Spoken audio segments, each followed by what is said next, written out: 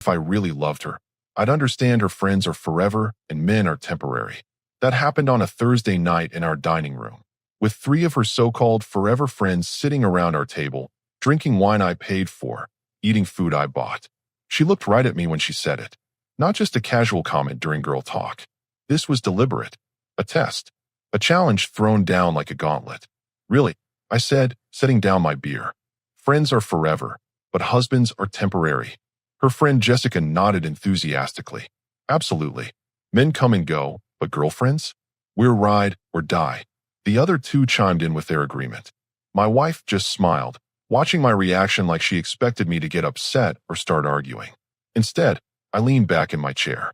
That's interesting. So you're saying that no matter what happens, these three will always have your back? Through thick and thin? Rich or poor? Of course, my wife said. That's what real friendship means. Unlike marriage, apparently. She rolled her eyes. Don't be dramatic. You know what I mean. But I didn't know what she meant. And more importantly, I knew what she didn't mean. She meant that I was supposed to be grateful for whatever scraps of attention she gave me between her girls' nights out, spa weekends, and shopping trips that I financed but wasn't invited to. All right, I said, standing up. Let's test that theory. The room went quiet. Jessica stopped mid-sip of her wine. Test what theory? My wife asked. That friends are forever and men are temporary. You seem pretty confident about it. So let's see if it holds up under pressure. She laughed, but it sounded forced. What are you talking about? Simple. If your friends are truly forever, they shouldn't need my financial support to maintain that friendship, right? They should love you for you, not for what you can provide. The temperature in the room dropped about 10 degrees. You're being ridiculous, she said. Am I? Because from where I'm sitting, it looks like I fund most of your social life. The dinners out, the weekend trips, the shopping sprees. If these friendships are so solid, so forever, then removing the financial element shouldn't change anything. Jessica set her wine glass down harder than necessary. Are you seriously threatening to cut off your wife? Not threatening anything, just testing a hypothesis. She believes friends are forever and husbands are temporary. I'm curious to see if that theory survives in the real world. My wife's face was turning red. You can't be serious. Dead serious. Starting tomorrow, you'll have the same budget I give myself for entertainment and social activities. If your forever friends are truly forever, they won't mind picking up the slack when you can't afford to keep up with your usual lifestyle. That's controlling and manipulative, said another friend. No, that's equal partnership. I work, I contribute my fair share to our joint expenses, and I get an entertainment budget. She doesn't work, contributes nothing financially, but somehow gets unlimited access to our money for her social life. Seems like I'm the one being manipulated. The silence stretched. My wife stared at me like she'd never seen me before. You wouldn't dare, she whispered. I smiled. Wouldn't I? You just told me that men are temporary. If that's true, then losing me shouldn't matter much, should it? Your forever friends will take care of you. I walked to the kitchen, grabbed another beer, and came back to find four women staring at me in shock. Don't worry, I said, popping open the bottle. This isn't about punishment. It's about proof. You're so confident in your theory that friends are forever while men are temporary. I'm just giving you the opportunity to prove it. Jessica stood up. I think we should go. Good idea, I said. Wouldn't want to get in the way of forever friendship. After they left, my wife turned on me with fury I hadn't seen in years. How dare you embarrass me like that in front of my friends? Embarrass you? I thought I was helping you prove your point. Unless you're not as confident in your forever friends as you pretended to be. She stormed upstairs. I heard the bedroom door slam. I sat at the dining table, looking at the empty wine glasses and the remnants of expensive cheese and crackers, all paid for by the supposedly temporary husband. Tomorrow would be interesting. I pulled out my phone and opened our banking app. Time to make some changes to our account setup. If she wanted to test whether friends were forever and men were temporary, I was going to make sure it was a fair test. The joint credit cards would need new spending limits. The entertainment budget would need restructuring. And most importantly, I needed to start documenting exactly how much of our money was going toward maintaining these so-called forever friendships. She thought she was calling my bluff. She had no idea I don't bluff. By Friday morning, I had restructured our entire financial setup. My wife's supplementary credit cards now had a $200 monthly limit. The joint checking account required dual authorization for withdrawals over $50. Her spa membership, gym membership, and various subscription services were all moved to a separate account with exactly the same budget I allowed myself for entertainment. She discovered this at 10:30 a.m. when her card got declined at Starbucks. "What the hell did you do?" She screamed into the phone while I was at work. "Implemented the test parameters. You now have the same entertainment budget I do. $200 a month for discretionary spending. Should be plenty if your friends are truly forever. This is insane. I can't survive on $200. I do it every month. Are you saying I'm better at budgeting than you? Or are you admitting that your social life costs more than most people's rent?" She hung up on me. That evening, she was waiting by the door when I got home, arms crossed, face like thunder. "You need to fix this right now." "Fix what? I thought you'd be thanking me." "This is your chance to prove that friendship isn't about money. Don't play dumb. You know exactly what you're doing." I loosened my tie and walked past her to the kitchen. "I'm conducting a scientific experiment based on your hypothesis. Friends are forever, men are temporary. If that's true, then removing the financial component shouldn't affect the quality of your friendships. I have plans tomorrow night. Jessica booked us dinner at that new steakhouse downtown. Sounds expensive. It is expensive. The meals are $60 each, plus drinks, plus tip. Good thing you have forever friends who care about you regardless of your financial situation. I'm sure Jessica will be happy to cover your meal."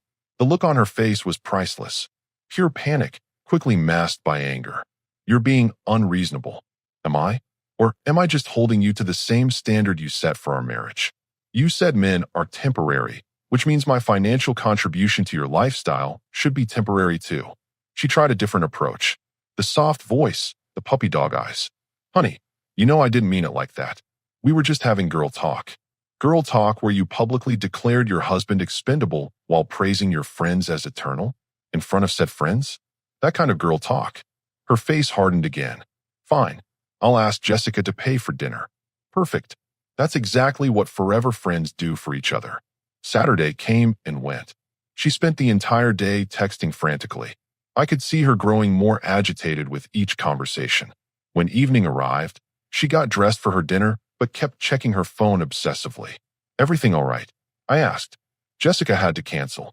Something came up with her kids." "That's unfortunate. What about the others?" They decided to postpone until next week." "Ah, well, good thing friends are forever. I'm sure they'll reschedule soon." She didn't go out that night. Sunday morning, I was drinking coffee and reading the news when her phone rang. It was Jessica. "Hey girl," I heard through the speaker. "So about tonight's brunch." My wife answered quickly, moving to the other room, "But our house isn't that big." I caught pieces of the conversation. "Can't really afford. Thought you were paying. Maybe somewhere cheaper." When she came back, she looked deflated. "Change of plans." I asked innocently. "We're going to that little cafe instead of the country club. The one with $5 omelets instead of $30 Benedicts? How thoughtful of your forever friends to consider your new budget constraints." She glared at me, but said nothing. That afternoon, while she was out at her scaled-down brunch, I did some research. I went through our credit card statements from the past 6 months. The numbers were staggering. She'd spent over $8,000 on social activities. Dinners, drinks, shopping trips, spa days, weekend getaways. All while contributing exactly $0 to our household income. When she came home, she was quieter than usual. "How was brunch?" I asked. "Fine. Just fine. I thought spending time with forever friends was supposed to be amazing." She sat down across from me, and for the first time since this started, she looked uncertain. They kept talking about money. About how expensive everything is getting. About how they need to be more careful with spending. Sounds reasonable. They suggested I get a part-time job. I nearly choked on my coffee. "Really? Your forever friends think you should work?" They said it would give me independence. Financial freedom. Interesting perspective. "What kind of job?" "I don't know. Retail maybe. Or receptionist work." I nodded thoughtfully. "That's actually good advice. Independence is important. Of course, if you're working, you'll have less time for social activities." Her face fell. "That's what I'm worried about." "Why? If these friendships are forever, they'll survive you having less availability, right?" She stared at her hands. "I guess. Unless." I let the word hang in the air. "Unless what?" unless your friends aren't as invested in the friendship as they are in what you bring to the table financially. She looked up sharply. That's not true. Then you have nothing to worry about. Get a job, contribute to our household, and maintain your forever friendships on your own dime. Win-win-win. That night, she was unusually quiet during dinner. No mention of upcoming social plans. No excited chatter about what Jessica or the others were doing. Just silence. By the end of week one of my experiment, the cracks were already showing. Her forever friends were suddenly very concerned about money, very interested in cheaper alternatives, and very quick to suggest she find employment. Men might be temporary according to her theory, but apparently forever friends came with some surprisingly practical conditions attached. Week 2 brought the emotional manipulation phase. My wife tried every trick in the book to get me to restore her unlimited access to our money. First came the tears. She cornered me Tuesday morning before work, sobbing about how isolated and humiliated she felt, how her friends were treating her differently now that she couldn't keep up with their lifestyle. Isn't that interesting? I said, buttoning my shirt. If they're treating you differently based on your spending power, what does that tell you about the friendship? You don't understand. It's complicated. It's really not. Either they like you for you, or they like you for what you provide. There's no middle ground. The tears turned to anger. You're destroying my relationships. I'm not doing anything. I'm just not subsidizing them anymore. If that destroys the relationships, then maybe they weren't as solid as you thought. Wednesday brought the guilt trip approach. She talked about how embarrassed she was when she had to ask Jessica to split the check at lunch, how awkward it was when she couldn't contribute to the group gift for another friend's birthday. Welcome to how most people live, I told her. The rest of us consider our budgets before making financial commitments. That's easy for you to say. You've never had to depend on friends for emotional support. You're right. I depend on my wife for that. Or at least, I used to, before she declared me temporary. Thursday evening, she tried seduction. Suddenly, she was interested in cooking dinner together, asking about my day, wearing that dress she knew I liked. But when the conversation inevitably turned to money, her true motivation became clear. Maybe we could adjust the budget just a little, she said, running her hand up my arm. I promise I'll be more careful. The budget is fair. $200 a month is what I spend on entertainment. If it's not enough for you, maybe your entertainment is too expensive. Friday brought desperation. She'd been invited to a weekend spa retreat with the girls. Cost per person, $400. I could use my next month's budget too, she pleaded. Just this once. So you'd blow 2 months of entertainment money on one weekend? What happens when they plan the next expensive trip? I'll figure it out. No, you'll come crying to me to increase the budget again. The answer is no. She didn't go on the spa retreat. Instead, she spent Saturday moping around the house, checking social media constantly. Every few minutes, she'd show me pictures the other women were posting from their weekend away. Look how much fun they're having without me. If they wanted you there, they would have offered to help with the cost. That's what real friends do. Not everyone can afford to just pay for other people. Jessica's husband makes twice what I do. She could afford it if she wanted to. That stopped her short. She stared at me, processing what I just pointed out. Sunday evening, while the spa retreat was still ongoing, she got a call from another friend. Not one of the core group, but someone from her wider social circle. I only heard her side of the conversation, but it was enlightening. Really? She said that. Pause. When did this happen? Longer pause. I had no idea. When she hung up, she looked troubled. Everything okay? I asked. That was Monica from book club. She told me something interesting about Jessica. Oh, apparently Jessica has been talking to Monica's husband. A lot. Monica found flirty text messages on his phone. I raised an eyebrow. Your forever friend is hitting on married men. Monica thinks so. She's devastated. What are you going to do about it? She looked confused. What do you mean? Well, if Jessica is betraying Monica's marriage, and Monica is your friend too, don't you have an obligation to take sides? Or at least address it? I don't know. It's complicated. It's really not. Either you support the friend who's being betrayed, or you support the friend doing the betraying. But you can't support both. That night, she tossed and turned in bed. I could practically hear her brain working, processing all the information she'd been ignoring about her so-called forever friends. Monday morning brought another revelation. She got a call from another member of their group, crying about money problems. Her husband had been laid off, and they were struggling to make their mortgage payment. She asked if I could lend her money. My wife told me after hanging up. $500. What did you tell her? I told her I couldn't, that our situation had changed. And she got upset, said she thought she could count on me, that friends are supposed to help each other. Interesting. So when you needed help affording the spa weekend, did anyone offer to lend you money? Her face went pale. No, but now that someone else needs money, you're expected to provide it? That's different. How? She couldn't answer. Tuesday brought the most interesting development yet. Jessica called, wanting to meet for coffee. My wife was excited, thinking this meant their friendship was getting back on track. She came home 2 hours later looking shell-shocked. How was coffee? I asked. Jessica asked me why I was being so cheap lately. Cheap. She said my new budget constraints were bringing down the group dynamic, making everyone else uncomfortable. Because you can't afford to keep up with their lifestyle? She suggested maybe I should take a break from group activities until I got my finances sorted out. I set down my newspaper. Let me get this straight. Your forever friend told you to disappear until you can afford to hang out with them again. She didn't say it like that.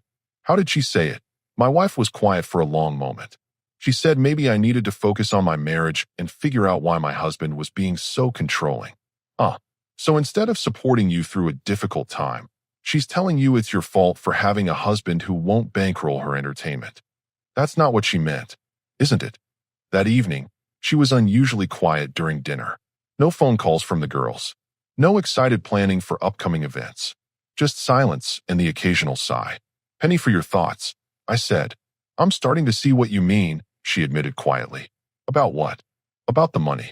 They never cared about spending time with me when it didn't cost anything.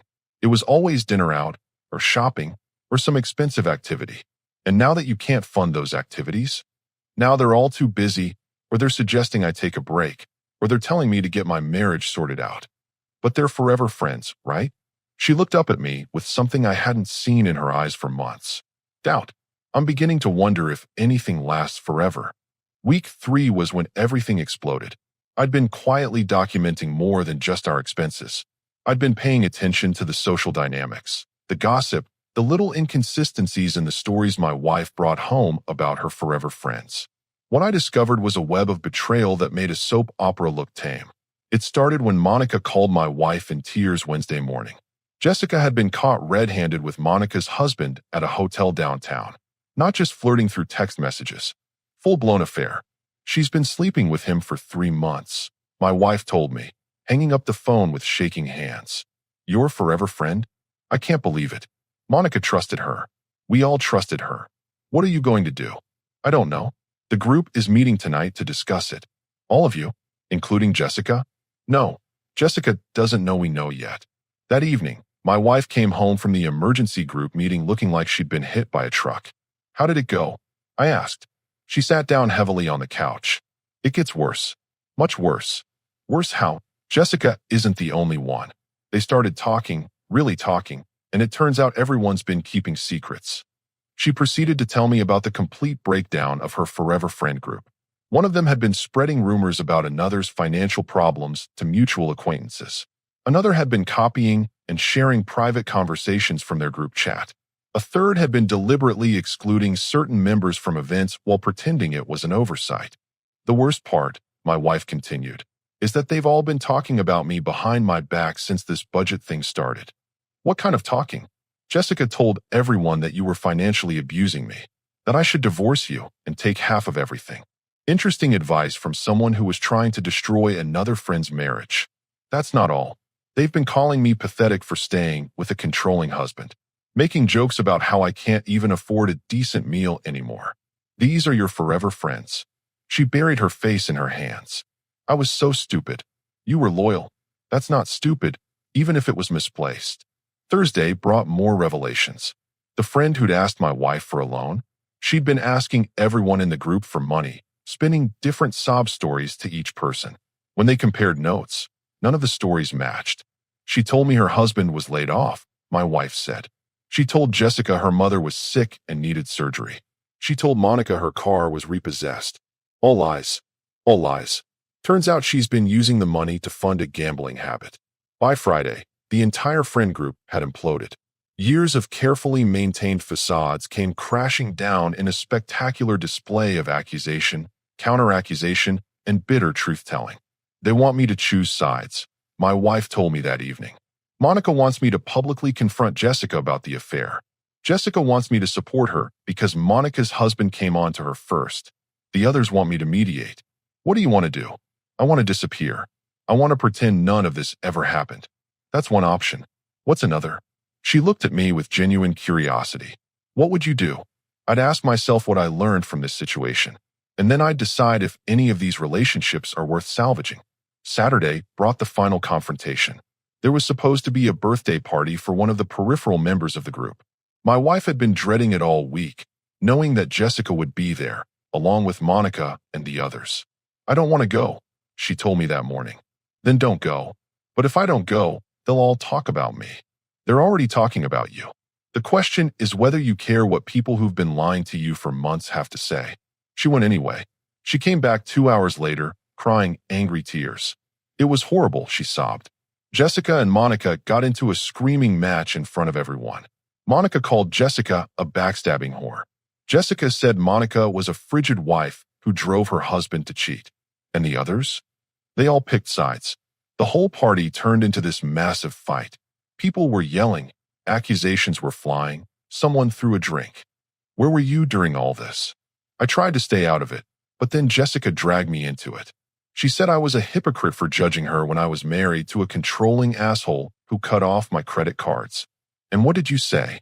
I told her that my husband never tried to destroy someone else's marriage, that he was testing my priorities, not sabotaging my friendships. How did that go over? She laughed, said I was brainwashed, that I'd rather defend my temporary husband than support my forever friends. And then I realized she was right about one thing. I was choosing, but I wasn't choosing between my husband and my friends. I was choosing between loyalty and betrayal, between honesty and lies, between people who actually cared about me and people who only cared what I could do for them. So what did you choose? She wiped her eyes and looked at me directly. I chose to walk away. From all of them. The entire group. The entire toxic mess. Monica's not innocent either.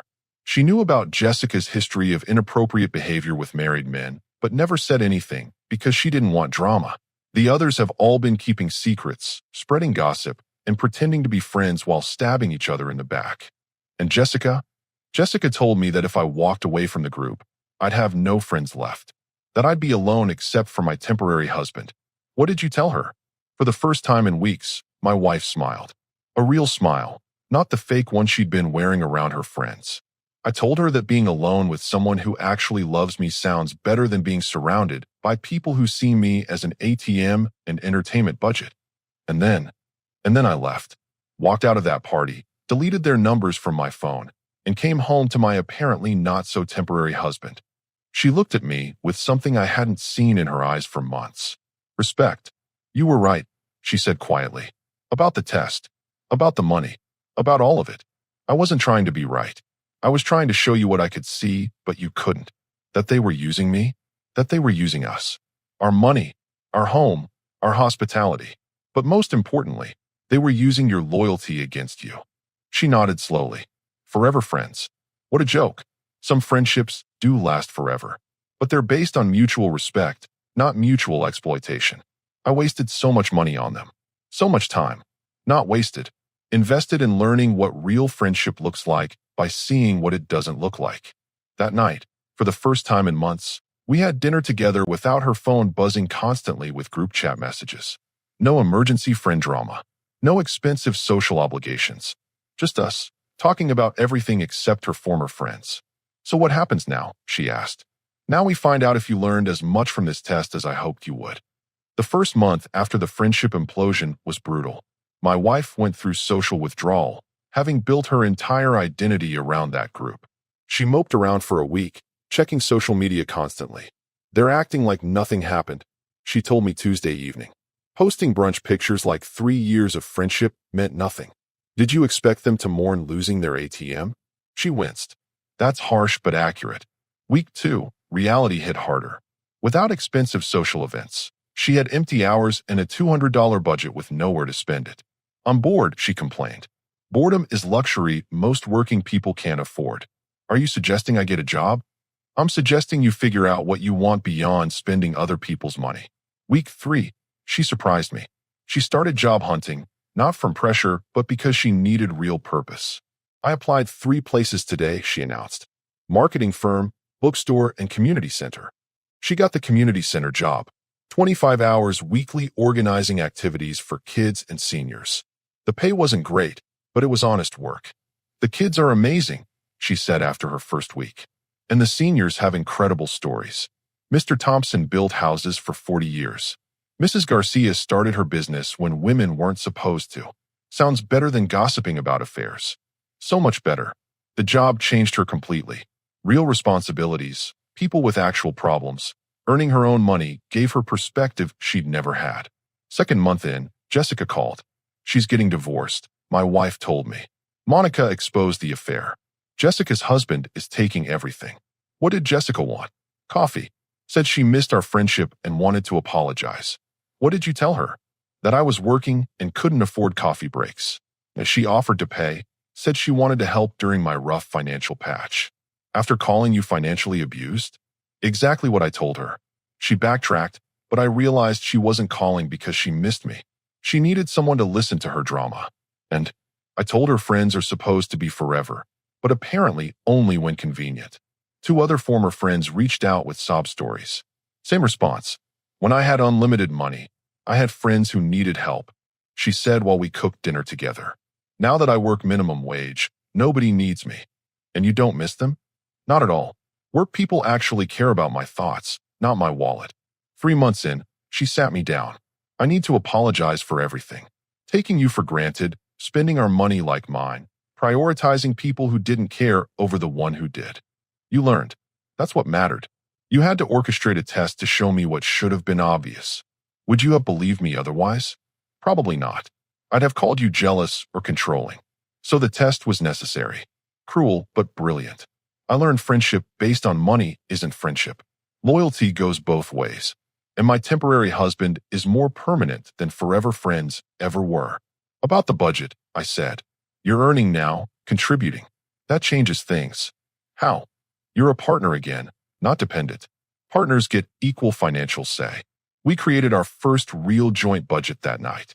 Not me controlling her, but planning together. Those friends never asked about my dreams or goals, she realized. Only what I could do for theirs. And now I have actual dreams. I want to go back to school, get a social work degree, maybe open a nonprofit. Using your own money? She smiled. Using our money. Because that's how real partnerships work. 6 months after declaring friends forever and men temporary, she learned the opposite was true. Real partnership lasts when built on mutual respect and genuine care. Her forever friends evaporated when money stopped flowing. Her supposedly temporary husband? Still there, supporting dreams instead of funding illusions. 6 months after my wife declared friends forever and men temporary, I got the ultimate proof of which theory was correct. She was at work when Jessica showed up at our door, looking like she'd been through hell. Divorce papers in hand, mascara streaked, designer bag clutched desperately. I need to talk to her, Jessica said. Please. She's working. Working. Jessica looked genuinely shocked. Still. It's called having a job. Look, I know things got complicated, but we were best friends for years. That has to count for something, does it? Because from where I stand, you spent those years using her generosity while bad-mouthing her marriage. Jessica's face crumpled. I made mistakes. I'm losing everything. My husband, my house, my kids half the time. I need my friends. Funny how you need friends right when you can't afford to entertain yourself anymore. That's not fair. Neither was telling everyone my wife should divorce me while you were destroying someone else's marriage. When my wife came home that evening, I told her about Jessica's visit. What did you tell her? That you'd call her if you wanted to talk. And will I? That's entirely up to you. She thought about it for exactly 3 seconds. No, I won't. Any particular reason? Because I finally understand the difference between real friendship and transactional relationships. Jessica doesn't want me back because she misses me. She wants me back because she's desperate and alone. And if she'd come here 6 months ago, when she still had money and status, she never would have. Back then, I was useful but replaceable. The next week brought more validation of her transformed perspective. Monica called, crying about her divorce proceedings. She wants to meet for lunch, my wife told me. Says she needs emotional support from someone who understands betrayal. Interesting timing. Night? When I was going through my own crisis with the budget situation, where was she? Oh, that's right, suggesting I take a break from the group. What did you tell her? That I'm working and can't afford emotional support lunches on my schedule. Cold.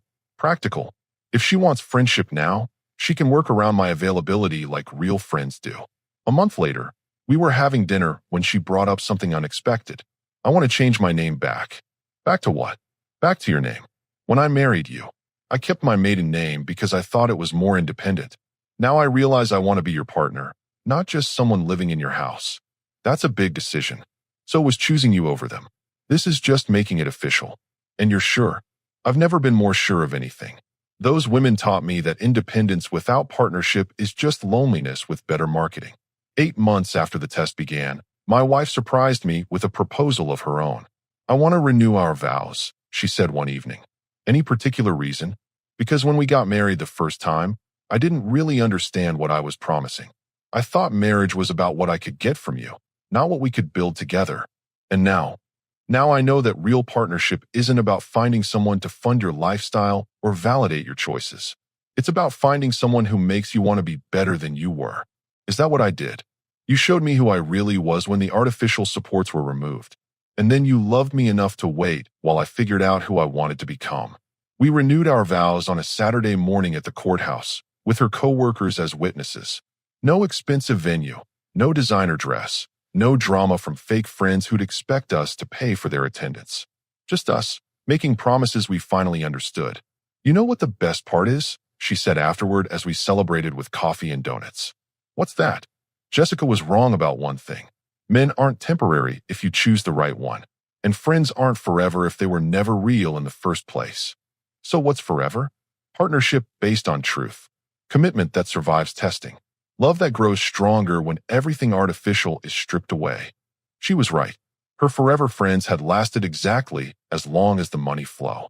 But our supposedly temporary marriage, it had survived her testing it, survived my testing it, and came out stronger. Turns out forever isn't about declarations or promises. It's about choices made daily, respect earned continuously, and partnership that improves both people instead of diminishing them. My wife learned that lesson the hard way, but she learned it completely, and that made all the difference. Our story has come to an end. If you've made it this far, how about subscribing to our channel? It helps us immensely. I've selected 2 other videos for you that I'm sure you'll enjoy. Feel free to click on them. I'll be waiting for you in the next story. See you soon.